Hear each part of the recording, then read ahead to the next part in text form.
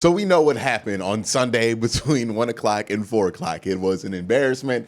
It was a beatdown. It was bad. But one of the positive things, or even one of the negative things, depending on your point of view, is that you're not going to have a lot of time to dwell on that because the Browns played the Cincinnati Bengals on Thursday Night Football. And since that is the case, I've actually been thinking about this matchup quite a bit since after that game on Sunday.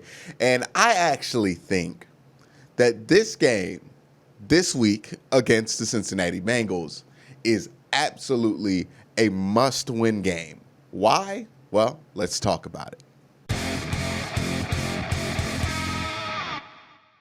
Real quick before I get into this video, I want to make sure you guys hit that like button, hit that subscribe button, and ding that notification bell so you can be notified when I upload. Again, going to be a ton of content coming out during the course of this season, so if you want to make sure you don't miss a single thing, please hit that subscribe button, hit that notification bell so you don't miss a single thing. So the Browns versus Bengals Thursday night football game in week 2 shouldn't be a game that has all of this pressure on it that it's going to have. But it does for both teams. The Cincinnati Bengals coming off a heartbreaking loss, but have some encouraging things that they saw in that game that they want to keep with that momentum. And the Cleveland Browns is coming off a frankly embarrassing outing against the Baltimore Ravens, who are one of the better teams in the NFL, but still embarrassing showing out there in M&T Bank Stadium. And this leaves that same bad taste in a lot of Browns fans' mouth that the loss against Tennessee did, even though I think the loss against Tennessee was a little bit worse than this loss against Baltimore, but who wants to compare those two things? But this game here has a lot of implications for momentum, for the Browns' future, and for the fan base in general, because if you win here going into that long week after Thursday Night Football, it's going to be a lot more palatable than if you lose here, go into that long week 0-2, and then really question whether you can beat the Washington football team. That's going to be something that not a lot of Browns fans, not myself, want to go through. So this Thursday night game, from a fan standpoint and from a Browns standpoint, the team is actually must win. And here are a few of the reasons why I think it's kind of unacceptable if the Browns go into this game and lose. Now, when I say unacceptable, I don't mean everybody has to get fired if they lose, but you do have to consider some changes to the roster if this team goes into Thursday Night Football and loses. Because one, there is a such thing as a Thursday Night Football advantage. The home team on a Thursday night game has a massive advantage. You could say it's because of crowd noise. I think it has to do more with travel.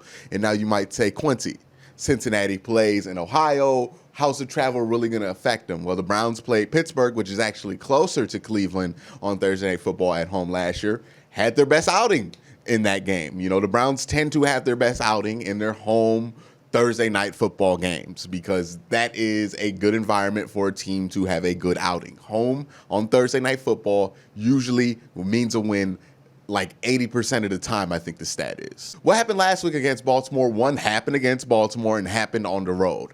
It's not crazy to think that Baltimore can beat somebody by 30 points in Baltimore. They're a really good team and they play really good at home with or without fans. Like, that happens. But if you come into this week looking that bad against the Bengals and you lose, then that's horrifying, quite honestly. Like, there's really not a lot of explanation to that. And I don't want to say this as a slight to the Bengals. I think the Bengals are a good team, but I think the Bengals are also a team that the Cleveland Browns should beat at home. Last week was not a game the Browns are favored to win in any respect. This week, that's a little bit different. The Bengals look good right now, but on paper, you look at these two teams and you think the Browns should win that one. I don't think easily, but they should at least win it. And again, if you lose here at home on Thursday night, like, that's the most home field advantage you can have, is at home on a Thursday night. You don't get more of a home field advantage in the NFL than home on a Thursday night. If you can't beat the Cincinnati Bengals with that kind of home field advantage, even if there aren't any fans in the stands, which I think there'll even be some fans in the stands, then I really am going to be concerned about the makeup of this team and the makeup of this roster and if everything fits. And I think if you lose this game against Cincinnati, you need to start considering some roster changes. I don't know where that would be, but I do think you would have to consider making some changes to the roster, offering up players for trade before the deadline. I think something as drastic as that might be necessary because, again, the Browns are going for a window this year, next year, and the year after that. If you can't beat Cincinnati at home on a Thursday night, that shows me that there's something wrong with the structure of this roster that needs to be addressed, and you have to do that as soon as possible because the Browns really can't afford to waste a year the way they've structured all these contracts. That's the fun thing, right? You have the Thursday night advantage. You're at home. You know, you can't really afford to lose this game because you have no excuse to lose this game. The second thing we're going to talk about is, now, if the Browns hope to make the playoffs at the end of the year, I think their most likely route is going to be through the wild card. They might be able to contend for the division, but I don't think Baltimore is going to let that come closer than like 2 or 3 games with anybody this year. I think they're going to be really good. So as far as the division goes, you kind of have to throw that out.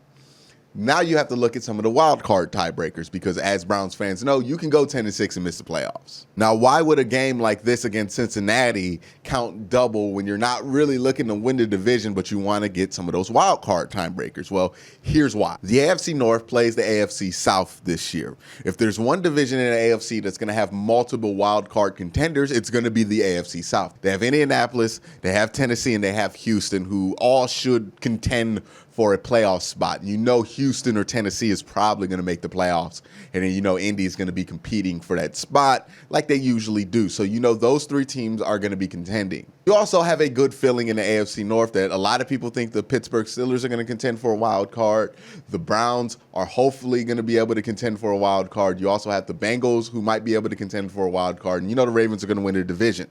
The reason that's important is because one of the biggest wild card tiebreakers is commonly played opponents and then, you know, conference record. So obviously the Cincinnati Bengals matter because they're going to count towards the conference record, but also they're going to play any team really that's going to be contending for that 6th or 7th or 5th, you know, wild card spot. So that tiebreaker is going to absolutely matter for the Cleveland Browns. You need to win that game because it could be Cincinnati contending for that wild card spot. It could be Tennessee. It could be Indianapolis. It could be Houston. It could even be Jacksonville. It could be Pittsburgh.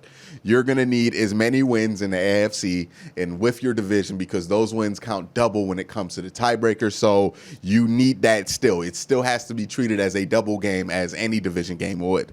And again, you can't afford to lose important home games, especially when you have the most home field advantage that you can get all season in this home field, home on Thursday night. You need to win that game. Now, the last thing I'm going to talk about is momentum, right?